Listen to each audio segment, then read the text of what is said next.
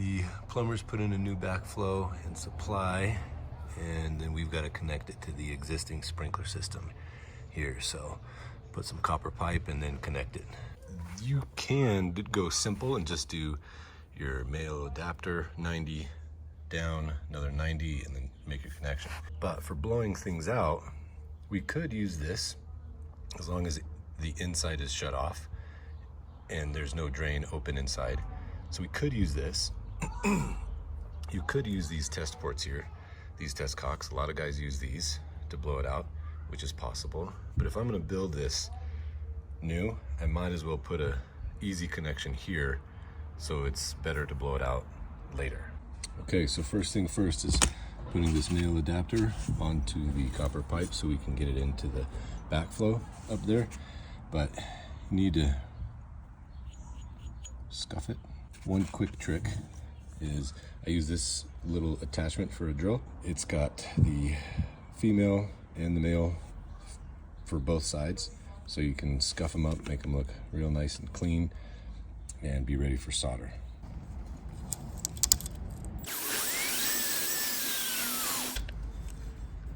So when I put the flux on the pipe, I personally like to do it opposite on each side. So on the male side, I kind of go parallel with the circumference of the pipe, and on the female side, I like to go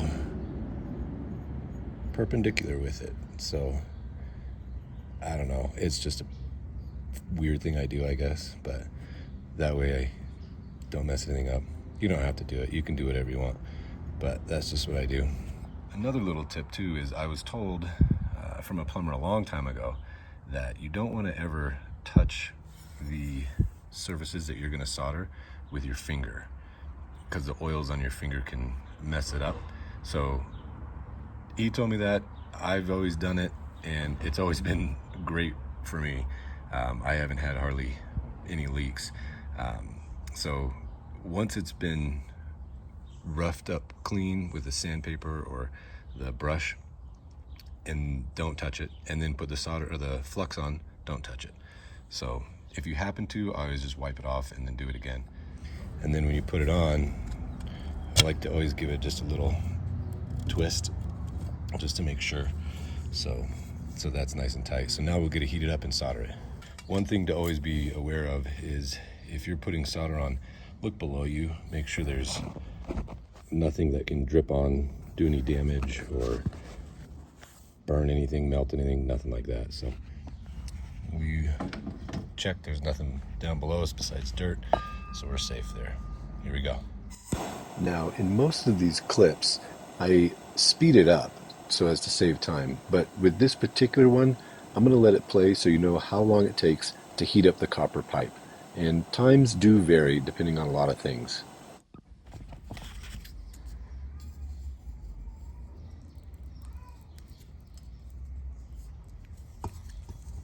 So another little tool I just invested in was this Milwaukee pipe cutter.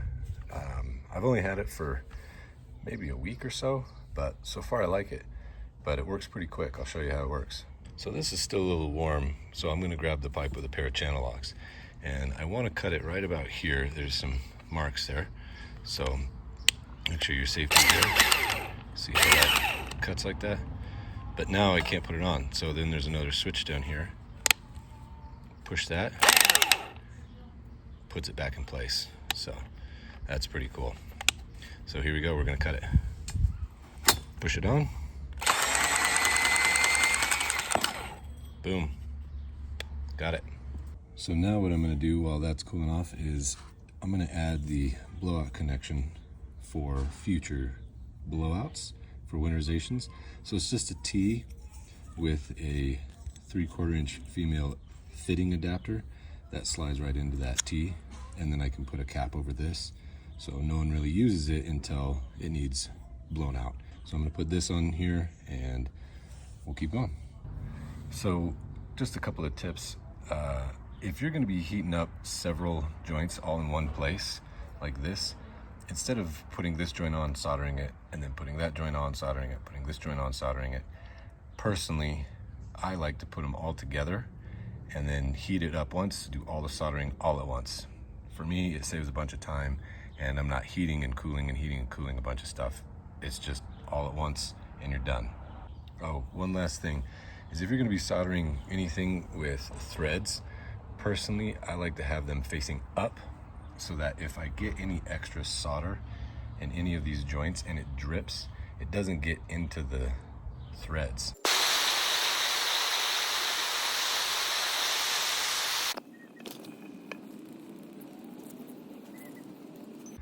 Okay, so another quick thing is before you solder everything together, if I were to put this on here or whatever direction I end up putting it, before I do that, make sure you thread it into the backflow first. I've done that once or twice before and it makes me insane because I build everything and then I can't thread it in. So if you have any threading connections, do that first. So put Teflon on this, thread this in, and then let that run wild.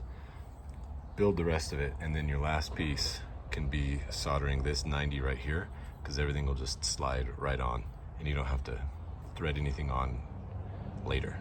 So I've got Teflon on here now, so we'll get this started nice and easy. So when I cross thread it, it should go in pretty well with just your hands. And I'll show you, with this Teflon tape, you don't need to go 4 or 5, 6 times around, make it really thick. You know, 2 or 3 times, you'll be fine. It should be okay. Also, the way that you thread it in is always righty-tighty, lefty-loosey, of course. So when you're putting your Teflon on, make sure that you do it to where it makes sense. Don't put your Teflon tape on backwards, so when you tighten it, it loosens it. So what I like to do is imagine how I'm gonna tighten it on, which is always righty-tighty, and then put my Teflon tape on accordingly. I'll show you. Put the Teflon tape on the right side of my fitting and go around like this.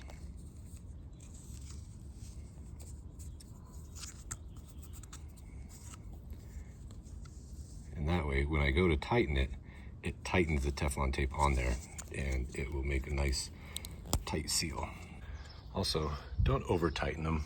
That's a major thing people do all the time. So you get it as tight as you can with your hands, and then grab a tool, your pipe wrench or channel locks or monkey wrench, whatever, and you only need to go 1, maybe 2 more times around. So what I'm gonna do is, I see this little drip of solder here, I'm gonna make sure that I only go 1 or 2 more times around. So there's one, and I can feel it getting tighter already. So I'll probably just go another halfway around.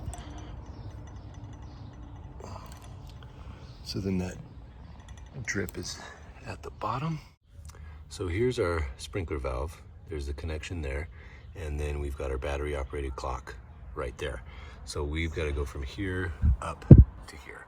So we've got this built. Basically there's a blowout T, and then down here we've got nothing so far.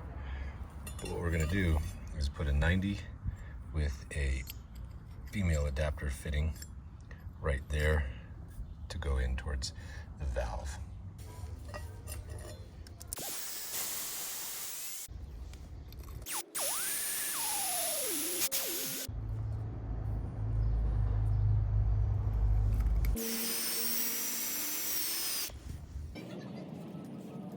So we put the flux on, we've put the pieces in, we're ready to sweat that copper. Okay, so we got this soldered together and we just need to get this put together. But before I do, I'm gonna dig this up a little bit more so I can put my box back on top. Okay, so we're about ready to put this piece on that connects to the valve. This is a swivel joint here. This side is a 1-inch barb by 3/4 inch male adapter, so it's gonna go right in here. So now I've threaded that on tight. We're gonna put this swivel joint onto this male valve here. Now, we don't need Teflon on the valve part because on the swivel, we have a nice thick O-ring right there, and so that'll seal it up. So we've got it all connected. Now I've got this 190 left to put here, so we're gonna prep it.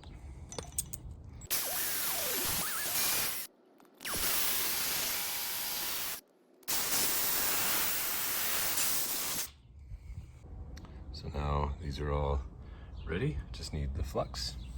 So now I've got the flux inside and on the outside of these guys. So we're gonna put this on here. Make sure it's down where we want it. Got it lined up and we're good to go. So let's put some heat on it.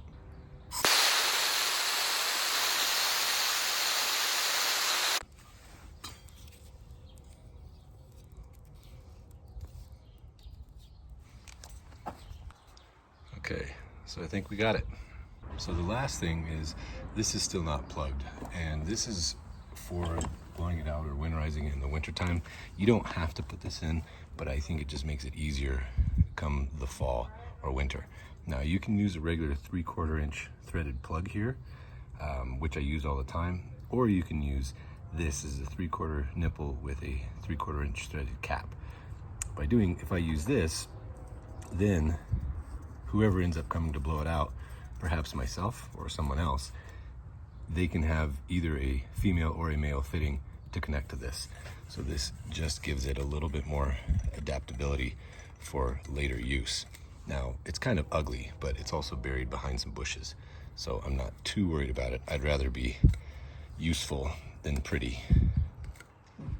So now, before I put the box back on over the valve, I'm going to turn this on, make sure everything works, we don't have any leaks, then I'll put the box back over the top.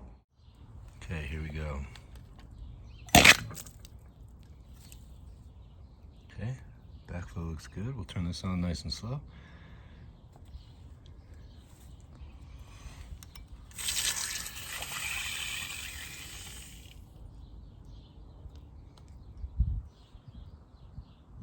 No leaks. No leaks.